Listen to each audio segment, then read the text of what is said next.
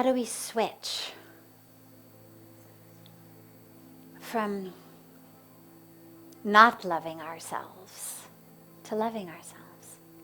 The teaching of realize you are nothing and loving the self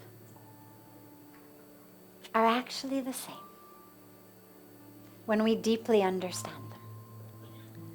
You've got a glass full of air. Okay? Now imagine you drop that glass and it breaks. What do you have? I used to have a glass jar of air. Now the jar broke. Now I've got nothing but air. When we say I am nothing, it's the jar of myself has broken. The ignorance is I'm something. And then you realize, oh my God, that jar itself is what was keeping me from realizing the truth of who I am. When we say I am nothing, when you say it in truth, it's my glass has shattered. It is ecstasy. It is the, oh God, I am nothing.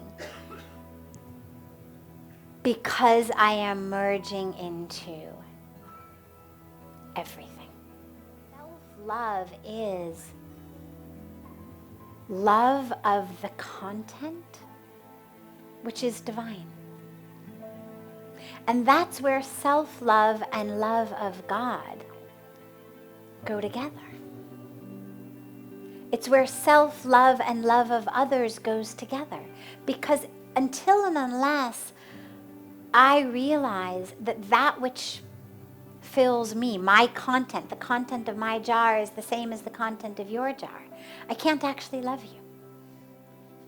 God lives in me.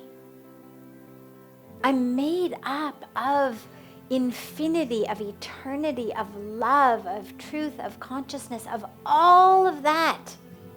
That's what I'm made of. And yeah, I've got this jar thing around it. Self-love does not mean thou art perfect. And it's important to realize that because we do have minds, and our minds play games, and we do have egos, and our egos do drag us in the wrong direction. Even with the imperfections in that, the core of who I am is perfect.